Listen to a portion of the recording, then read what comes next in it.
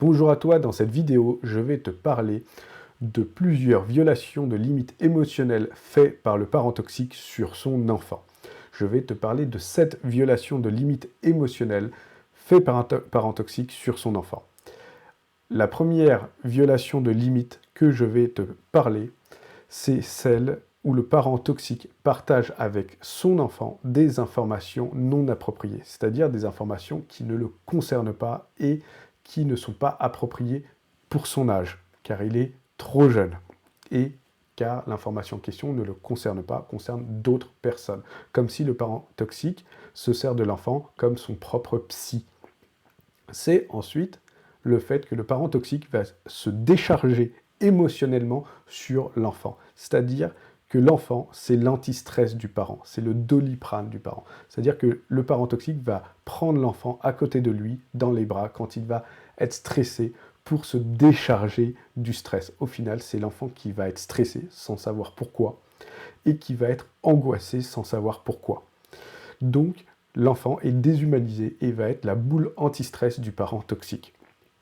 C'est également le fait que le parent va demander à l'enfant de donner des informations, des choses que l'enfant ne veut pas dire ou ça le gêne de le dire parce que c'est son parent, il va avoir son jardin secret, sa petite bulle à lui. Et le parent toxique va harceler l'enfant jusqu'à ce que l'enfant parle, justement, ne va pas respecter les limites de l'enfant. Il va également dévaloriser les sentiments de l'enfant, les sentiments de joie de l'enfant, de contentement de l'enfant. Il va les dévaloriser tout le temps.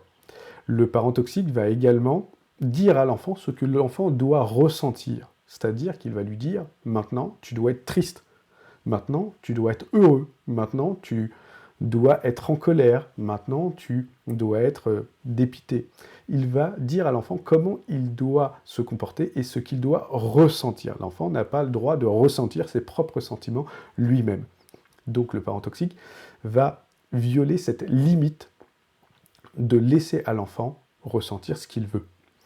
Il va également minimiser les sentiments de l'enfant. Effectivement, si le parent toxique va dévaloriser les sentiments de l'enfant, il va également minimiser les sentiments de l'enfant. Quand l'enfant va dire « je suis très content de cela », il va dire « non, non, tu es content, mais pas à ce point ». Il va lui dire comment en plus il doit ressentir ses propres sentiments. Et il va créer des rumeurs et des histoires sur l'enfant. Dans la famille, à l'école, partout, il va créer des rumeurs sur l'enfant pour faire en sorte que l'enfant ensuite doute de lui-même et doute de ses propres émotions.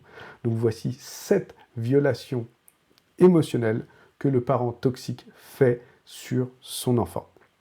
Si ton parent toxique te fait subir cela et tu veux sortir de ce cercle, je peux t'accompagner pour atteindre ton objectif. En attendant, je te souhaite une très bonne journée.